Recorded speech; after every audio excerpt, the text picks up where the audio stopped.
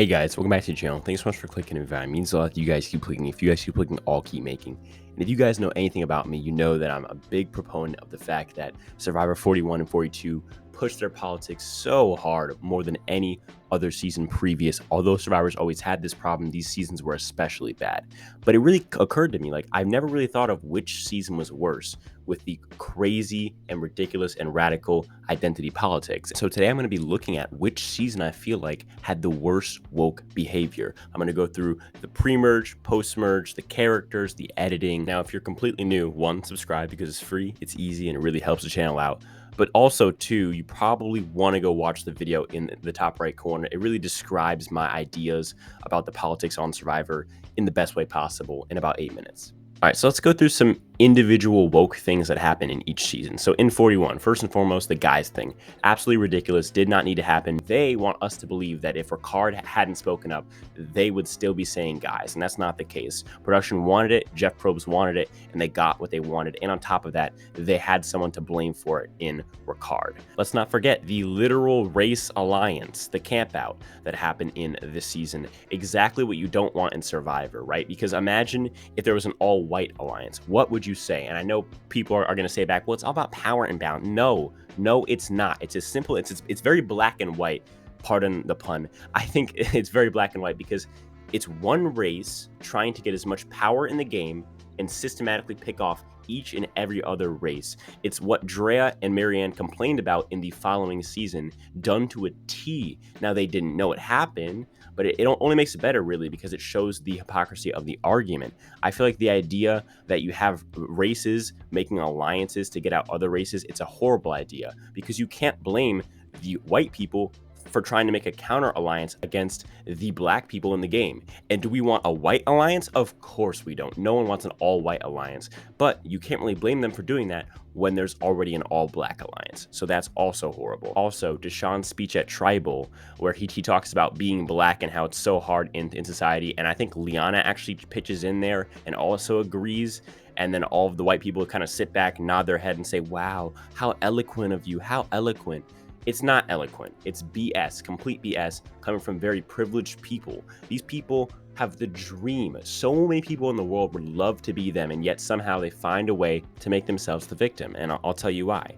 Victimhood is a place of power. As much as that may sound stupid, it really is the truth. When you're a victim, when you're an underdog, you have no expectations for you. You always have an excuse for failure, and that's what these people want. They want an excuse. They want a backup plan if they ever fail in life or if they ever don't get what they want. Well, it's actually because I'm systematically oppressed.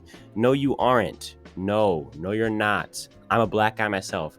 I've experienced racism myself, but there's a difference between individual actions of racism and then there's actual systematic racism, which the show pushes as truth, which is so damaging to the black community and communities of color because it tells them that when you fail, it's because of your skin color and nothing else. Moving on to Survivor 42, we have really the only blatant one that I can think of is the Drea and Maryanne one, but it is the most severe easily. I think it's worse than the race alliance, worse than the guys, just because of the way it was handled, in which Jonathan was vilified for simply calling out the hypocrisy of saying that a race is getting systematically picked off when not only has that race targeted its own people, but on top of that, the race itself has nothing to do with who's going home. It's absolutely hilarious, and it's just a ploy by Drea to protect herself, which is a good game move, but a horrible human move. And I think for me, that's the biggest thing that drives this, I feel like, is the fact that it involved Jonathan, vilified him, really ruined his chances of winning.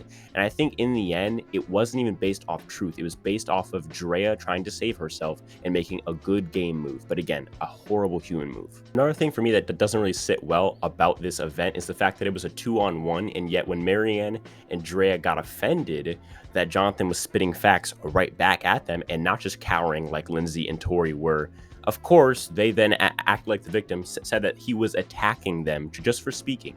His speech was attacking them. How? Make it make sense. And then after that, Jonathan, of course, like a decent player, just stopped talking because he realized that it's a lose-lose situation. He can either win the argument and lose the game because immediately he loses 2 jury votes who probably affect more like 4 or 5 votes on the total jury at the end, or stop talking, concede, and just take his little mini W as far as the game goes, but an L as far as this little argument goes. I think in the end, he made the right choice to argue a bit and then push back. Obviously, Jonathan was in a tough spot here, and I think it really sucks that he was painted as the villain here when not only did Drea start it, but Drea attacked him actively and did it for her own gain, not for her own community's gain. It's absolute BS.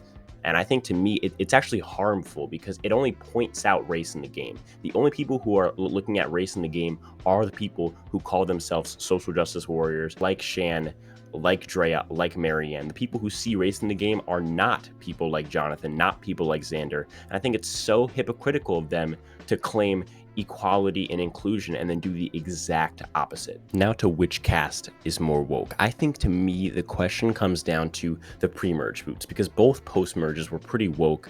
Although 42 did have a pretty anti-woke person in Jonathan, both post-merges were filled with woke people. I think the pre-merge of 42 was filled with more non-woke people, so I'll give the edge to more woke season to 41. I feel like 41 to me, between the race alliance, the literal canceling of the word guys, and of course just Shan's existence, it has to be the more woke season. Now, it does give me hope is the fact that they tried to scale back on it in the editing process in 42, and hopefully now with that info that the public does not like this overall, or at least half of their audiences is alienated by this idea of making the show. I hope that with that knowledge, they cast less woke people, or at least try and balance it out. If you're going to cast super woke people, then also cast super anti-woke people. I feel like this idea that we have to have a super majority of people who agree with you on the cast restricts the amount of good TV as well as discourse that is valuable between players. I feel like you're limiting the amount of fights that can happen, the amount of conflict that can happen. I think a great example is Jonathan and Marianne in 42. They come from very different walks of life. One of them is woke, one of them is anti-woke, and it kind of came to a head with their personalities being very different. I think you leave out opportunities to make good TV when the entire cast agrees on everything in their entire life and has lived very similar experiences. What do you think? Will 43 be as woke as 41 and 42? Let me know down below in the comments. Also, if you haven't joined the Discord server, do it now before the season starts, because around the time of the season starting, I'm going to lock it up to avoid spoilers. As always, we do tons of stuff in there. You guys can ask me questions, you guys can make video suggestions, you can do all that good stuff. As always, none of this happens without you guys. Without you guys, I'm sure we're guys being a weird microphone. And if that's all, I'll talk to you guys in the next one. Peace.